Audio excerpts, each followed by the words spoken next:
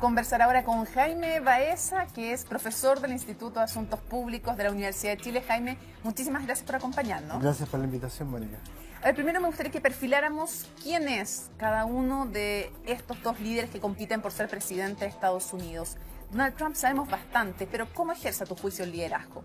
A ver, Donald Trump es un tipo de fuera de la política, que viene del mundo inmobiliario y de la farándula y aparece en la política como un outsider dentro del Partido Republicano y termina por tomarse el Partido Republicano con miras a las elecciones del 2016. ¿Cómo ha ejercido el poder? Fuera de la caja. Es un tipo que no reconoce los límites de la política tradicional norteamericana, que no dialoga en los términos de la política norteamericana, es un tipo que ha negociado muy poco con el Congreso, un tipo que no tiene mucha empatía con las estructuras formales del poder y bueno, eso se ha reflejado en los últimos 4 años de manera muy clara. ¿Quién es Joe Biden al revés? Es todo lo contrario. Es alguien que es parte de Washington, es alguien que desde el principio de los 70 es senador por el estado de Delaware, es un tipo que es conocido por haber cruzado, ¿cierto?, los límites de la política y saber dialogar con los republicanos, su gran amigo, ¿cierto?, el fallecido senador John McCain. Que además que es republicano, no te dije porque sea, los republicanos y la viuda dejó que dieran un tremendo reportaje sobre su amistad en la convención demócrata. Y ella ha dicho abiertamente que va a votar por Biden, es decir, además fue vicepresidente. Viudo, perdió un hijo.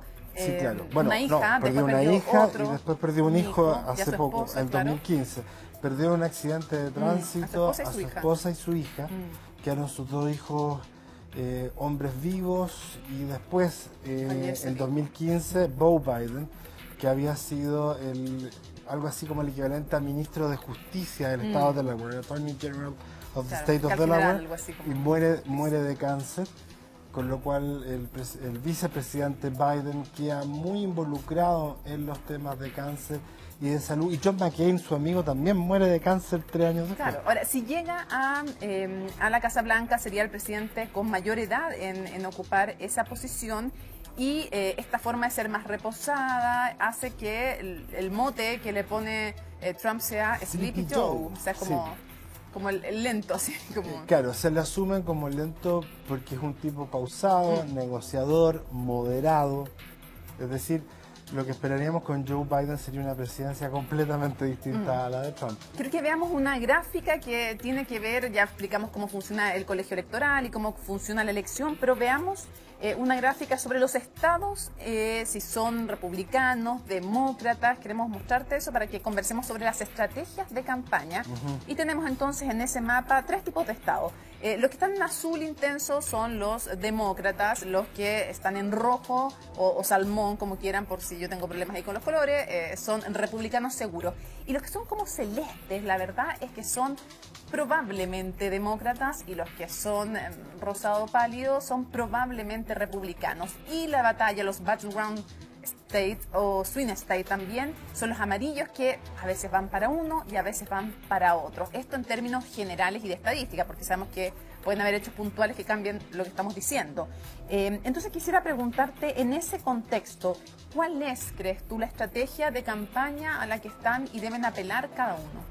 A ver, Trump no está apelando al voto popular porque el voto popular, y como ya lo explicaste en el colegio electoral, el voto popular lo va a ganar Biden. Sí, sí o sí. Eso sí o sí, y la diferencia puede ser entre 3 y 5 millones de votos. Lo que Trump quiere lograr asentar es su base electoral en estos estados que son batallas, y esos que son color salmón, que son como medio rojizos, pero no completamente rojizos, y que él tiene el temor de perder, asegurarlos. Y yo diría que ahí hay 2 niveles diferentes de discurso. Al medio oeste es el discurso de la ley y el orden, de law and order, dispone Twitter, y no le ha ido mal desde la convención republicana esta última semana. Le ha ido bien. Y ha repuntado, también ha repuntado en algunos de los swing states, particularmente en Pensilvania, que ha dado 2 puntos. Con lo cual uno podría pensar de que se acerca. No así, y hoy día Quinnipiac y otros sacaron encuestas que amplían el margen de diferencia entre Biden y Trump, y en algunos de los swing states, particularmente Florida, parece ser que el margen no se achica como se había Sí, pensado. Florida, que la vez pasada fue para los republicanos Así y que es. ahora se dice que tal vez se podría tornar demócrata. Así es. Y con Texas, además, ahí en disputa, porque normalmente es republicano, pero dicen que esta vez Texas podría tal vez llegar a ser demócrata. Algunos dicen que no, que va a seguir siendo republicano, pero la cosa es que ahí tienen que invertir mucho dinero porque tiene el segundo nivel de cantidad de medios, entonces hay que poner mucho dinero para llegar a los votantes. Pero, Sí. Jaime, pregunta, ¿cuál tiene que ser la estrategia de Joe Biden? Joe Biden tiene que apostar a las mujeres de los suburbios, que le está yendo bastante bien en su campaña contra las armas y contra el National Rifle Association, que representa las armas y que apoya a Trump. Es una apuesta demográfica. El voto latino, por ejemplo, que lo tienen en buena mayoría, pero todavía Sí. puede ir un poco más. Y ahí está Texas. Texas finalmente, tarde o temprano, va a terminar siendo un ¿Tú estado demócrata. Por un problema demográfico, por un cambio estructural. Texas fue demócrata Sí. hace 30, 40 años atrás. Y va a terminar siendo demócrata sí o sí algún día. Así que Porque- depende en el fondo quién va viviendo en cada estado, qué grupo también, de exactamente. edad, Y de en- grupo étnico, Así es. va cambiando también Y el en el estado caso, con los años. exacto, por supuesto, y en el caso de Biden también, el haber apostado por Kamala Harris, con lo cual mantiene la votación afroamericana, y apostar en los márgenes, apostar en los estados como North Carolina, Arizona, ¿con qué? Con mensajes de inclusión, diversidad, eso le está Ya, ayudando. eso es bien Ahora, importante que no todos tienen que saberlo, pero Kamala Harris es la compañera de fórmula, la vicepresidencia Es de Joe Biden. Es la primera vez que una mujer afroamericana es hija de un hombre de Jamaica, de una mujer de la India. O sea, tiene el tema de los inmigrantes, de las mujeres Así jóvenes. Y veía unas encuestas en The Guardian, también en New York Times, que decían que cuando se pregunta quién podría asumir mejor el cargo de presidente de los dos compañeros de fórmula, Kamala Harris o Pence, dicen que mucho más y con bastante diferencia Kamala Harris. Se Así confía es. bastante en ella, incluso entre republicanos. así es, porque aquí hay un factor que es la edad, tanto para Trump como Biden, que va a superar a Trump en el presidente de mayor edad si es Sí, que pues, gana. sería el Entonces, de mayor edad. aquí Biden. están todos mirando, en el caso de Trump no miran a 4 años, pero en el caso de Biden, Miran a 8. miran, claro, no pueden mirar a 8, miran a 4. Bueno, ¿y qué va a pasar con Kamala Harris? Y aquí es donde viene Podría tomar la posta para la exacto, reelección. en el con un fondo. cambio generacional al interior del Claro. propio Partido Demócrata. Jaime, quiero preguntarte conversábamos con Yone Molinares cómo Trump ha dedicado a sembrar temor respecto de el voto por correo, que es una de las instituciones más confiables en Estados Unidos. Así Es tan es. querido como en Chile podría ser los bomberos, por ejemplo, Sí, para claro. hacer un paralelo, ¿no? Así es. Súper confiable, la gente lo quiere porque llega a todas partes, porque está en las zonas rurales, pero Trump ha hecho una campaña de desprestigio de ese voto porque es más votado de hecho, por correo votan más los demócratas que los republicanos.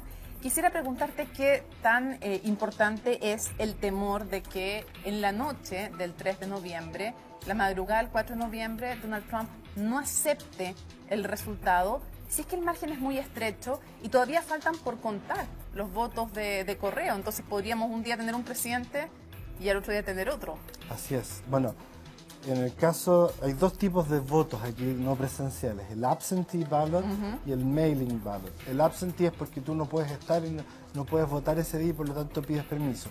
Pero hay 37 estados en cual el absentee ballot, o el voto ausente, no es lo mismo, pero es casi igual al voto por correo porque no hay que dar razón Sí. de por qué no puedes votar. Por lo tanto, dado el COVID, mira nuestras caras, la distancia Por eso social. estamos con esta Exacto, y la máscara. protección que es indispensable en materia de COVID, que esto también es un tema político, mucho más asumido por los demócratas que por los republicanos que no creen en el distanciamiento social, que no creen en Ya. el uso de mascarilla, etcétera. Por lo tanto, se prevé que muchos más demócratas vayan. Históricamente han ido también más demócratas votando por correo o en absentee ballot. ¿Qué es lo que pasa? Y ahí está el caso de la Florida. En la elección de gobernador del 2018, que finalmente igual lo ganó el republicano, terminó esa noche con el republicano una distancia muy grande de votos, pero conforme Al fue Gore. pasando los días, DeSantis fue perdiendo, el gobernador, sí. y el gobernador, y quedaron a un margen. En este caso, es posible que Trump gane por una distancia importante, pero no enorme, pero sobre el margen de error en la noche. Y que los días siguientes empieza a aparecer, incluso Bloomberg y otros tienen modelamiento como iría cambiando día por día. Y que después en el fondo nos enteremos Una 7 semana días después de que ganó Biden y por ganó mucho. Biden, y eso da vuelta a toda la elección presidencial. Y que él no Fíjate lo que- reconozca, Trump. Claro, que ese es el punto. Que ahora, mira, veía que el voto por correo normalmente, por ejemplo, en la elección del 2016 fue 20.9% del total de los votantes. Y se podría esperar, las proyecciones dicen, un 39% para este año. Y cuando uno piensa respecto de cuánto votan, la verdad es que votan casi el doble los demócratas que los republicanos. Y además, como creen más en la pandemia, tienen más susto de ir a votar presencial, o sea, más todavía. Pero quiero preguntarte, ¿realmente, como dicen los demócratas, es la democracia norteamericana la que puede estar en juego? Y veía yo, por ejemplo, los partidarios de Trump creen que sí, que se puede dar un no reconocimiento, pero los partidarios de Biden tienen más miedo de que Trump reconozca que lo que los partidarios de Trump tienen de que el oponente no reconozca. Así es. ¿Qué tan en riesgo está la democracia norteamericana? Está en riesgo. Está en riesgo en la medida de que primero no se reconozcan los resultados. Dos, que esto no es solo una elección a presidente, esto es una elección también al Congreso y varios gobernadores. Es toda la Cámara más Sí, 33 todos los senadores, diputados más una parte del un Senado. tercio del Senado. Es decir, el mailing ballot no es solo para presidente, por lo tanto es toda la institucionalidad norteamericana la que está en riesgo. Y en ese sentido, si no hay un reconocimiento, si hay intervención foránea, piensa que ahora la Dirección de Inteligencia le ha dicho a los congresistas: no les vamos a dar más información de inteligencia sobre posible interferencia hasta después de las elecciones. Por lo tanto, muchos congresistas están reclamando que se está navegando a ciegas de aquí a noviembre. Y fíjate Entonces, que hay riesgo el miedo ejecutivo. existe, por ejemplo, lo que decía The Guardian, decía que el 47% de los norteamericanos tiene miedo de que Trump no reconozca la elección Bueno, si se le ha pierde. preguntado y Y él el no reconoce. 75% de los partidarios de Biden. Exacto, bueno, pero se le ha preguntado al presidente, ¿cierto? No es un problema de dónde uno separa a quién le gusta o a quién no le gusta. Se le ha preguntado específicamente al presidente Trump si va a reconocer la derrota y dice que él no pierde. Dice que la única forma que pierda es que la elección esté arreglada. Exacto. Pero él también lo decía a propósito de Hillary Clinton en 2016. Sí. Rigged Hillary, crooked Hillary. Es decir, tenemos un fenómeno donde los actores políticos están concurriendo a la elección sin necesariamente aceptar el resultado.